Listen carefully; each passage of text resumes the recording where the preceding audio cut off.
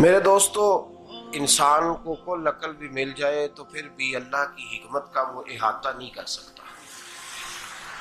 رب کریم کو زیادہ پتہ ہے کہ ہمارے لیے کون سی چیز بہتر ہے اور کون سی چیز ہمارے لیے نقصان کا باعث ہے۔ اللہ تبارک و تعالی کی حکمت یہ چاہتی ہے کہ میرے بندے پریشان نہ ہوں۔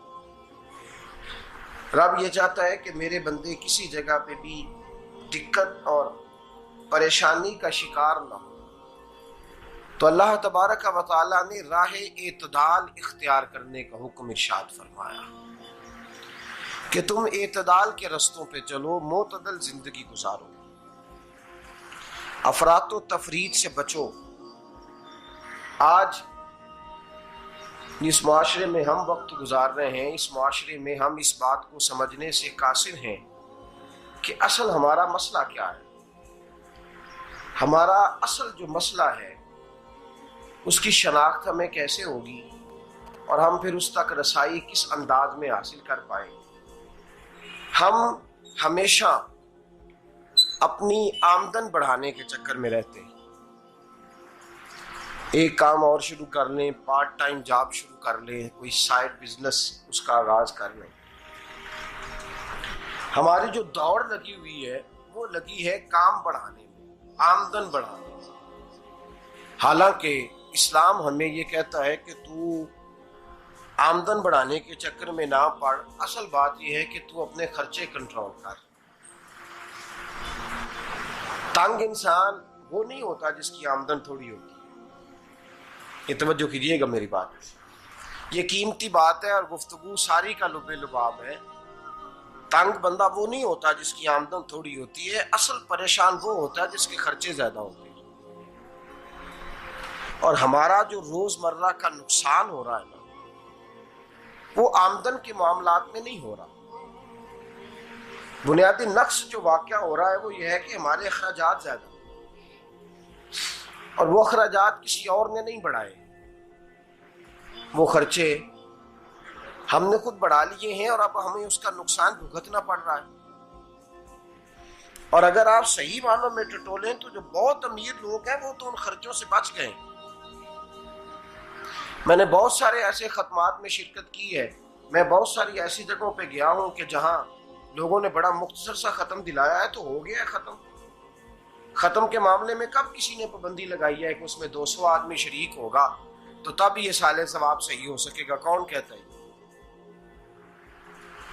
یا شادی کے موقع پر اگر سارے بہن بھائیوں کو نہ بلایا گیا تو میری شادی پایہ تکمیل تک نہیں پہنچے گی، اس میں برکت نہیں ہوگی، یہ کس نے فتویٰ دیا ہے؟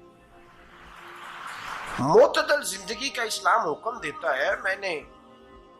میں پڑھ رہا تھا کہ ایک بہت بڑا صدر ہے، غالباً سوڈان کے صدر کی بات ہو رہی تھی، تو اپنے بیٹے کی بارات لے کے گیا تو 4 لوگ گئے ہیں بارات، اور 15 لوگوں کا اس نے اہتمام کیا اپنے گھر میں کھانا کھانے کا۔ تو کیا شادی ہو گئی کہ رک گئی؟ تو بھائی راگ الاپنا اس بات کا کہ بڑی پریشانی ہے، کوئی سائیڈ بزنس شروع کیا جائے فلان جگہ فلان جگہ فلان جگہ، تو اصل معاملہ یہ ہے کہ پہلے ایک بندہ کماتا ہے تو پھر بھی گھر ہی چلتا ہے، پھر بڑا بیٹا ساتھ شامل ہوتا ہے تو پھر بھی گھر ہی چلتا ہے، پھر منجلا بیٹا شامل ہوتا ہے تو پھر بھی گھر ہی چلتا ہے۔ جو رونا دادا جی رویا کرتے تھے کہ بڑی مصیبت ہے، بڑی مشکل ہے، گاؤں میں رہ اکیلے ہوتے تھے اور وہ 5 بچوں کو اور 4 بچیوں کو وہ پالتے تھے، تو جو وہاں پریشانی تھی وہی آج پریشانی شہر میں آ کر پڑھ لکھ کر موٹی تنخواہ لے کر وہی پریشانی ہمیں ہے۔ تو میں جس نتیجے پہ پہنچا ہوں اس کو پڑھ کے، قرآن مجید کی چند آیات کو دیکھ کر اور اس مفہوم کی جو حدیثیں کتب احادیث میں پائی جاتی ہیں اور ہمارے بزرگوں نے ہمیں جو مزاج اس حوالے سے دیا ہے، میں اس نتیجے پہ پہنچا ہوں کہ مسئلہ آمدن کا نہیں، مسئلہ خرچے کا ہے۔ ہمارے خرچے بنیادی طور پر زیادہ، اور اگر پھر ہم زیادہ بوجھ خواتین پہ ڈالتے ہیں کہ وہ مطالبے زیادہ کرتی ہیں، اور اگر آپ مجھ سے پوچھیں تو خواتین کی بھی اگر کسی جگہ کوئی عادت خراب ہوتی ہے تو اس میں اصل کردار اس کا ہوتا ہے جو وہ عادت خراب تو کیوں اپنے گلے سے اتار کے آپ کسی کے گلے میں بات ڈالنے کے چکر میں ہیں؟ وہ خواتین کی طبیعت نہیں ایسی ہے. اصل بات یہ ہے کہ ہم نے عادت ڈالی ہے، ہم نے یہ مزاج ان کو دیا ہے تو ان کا بنا ہے، نہ کیسے بن سکتا. تو اعتدال جب تک زندگی میں نہیں ہوتا، پانی پیاس بجھاتا ہے لیکن ایک گلاس ہی ہو تو پیاس بجھاتا ہے، بالٹی کو منہ کو لگائے گا تو کپڑے بھگو دے گا اس کے. حالانکہ پانی بری چیز کا نام نعمت ہے نا بہت بڑی اللہ کی، لیکن پیالے میں ہی اچھا لگتا ہے. کوئی مٹکا منہ کو لگائے گا تو تانگ ہوگا، پیالہ ہی بہتر ہے اس کے لیے.